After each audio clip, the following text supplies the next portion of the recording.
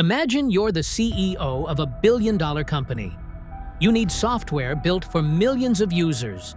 Deadlines are brutal, and the competition is breathing down your neck. Your engineering team gathers around the table.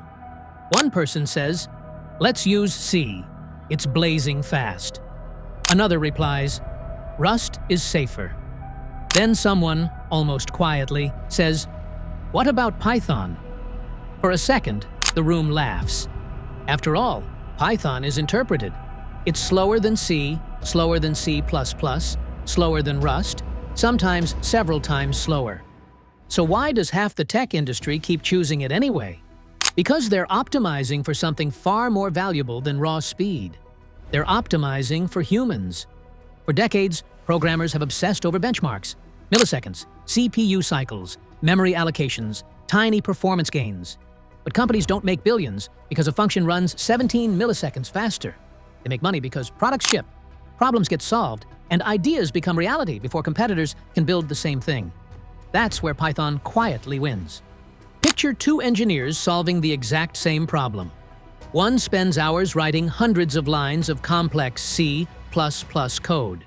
The other writes 20 lines of Python, gets the feature working, tests it, fixes the bugs, ships the update, and moves on to the next problem.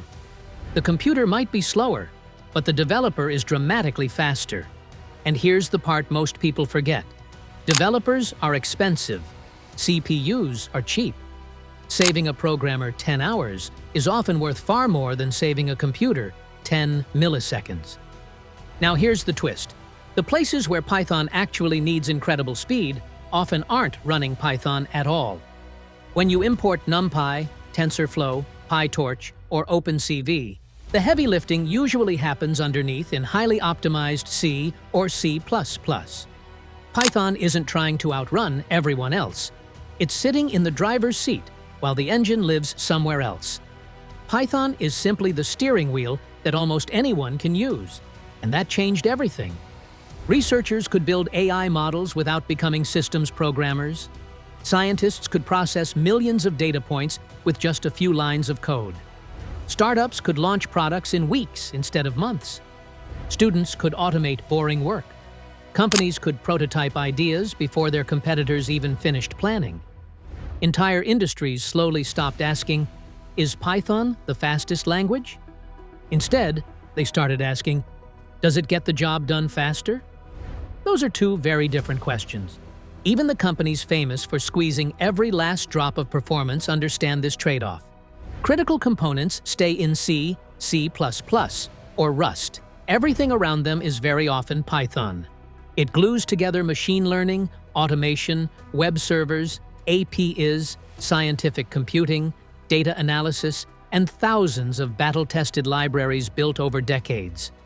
Its greatest strength was never execution speed. It was reducing friction, making impossible things feel possible, making difficult things feel simple, and making developers dangerously productive. So no, Python isn't unbeatable because it's the fastest, and it isn't unbeatable because it's perfect. It's unbeatable because it solves the problem people actually have. Not, how do I squeeze another 3% performance from my CPU? But, how do I build this before someone else does? And until another language makes humans significantly faster than Python already does, its throne isn't going anywhere. Because in software, the biggest bottleneck was never the computer. It was always us.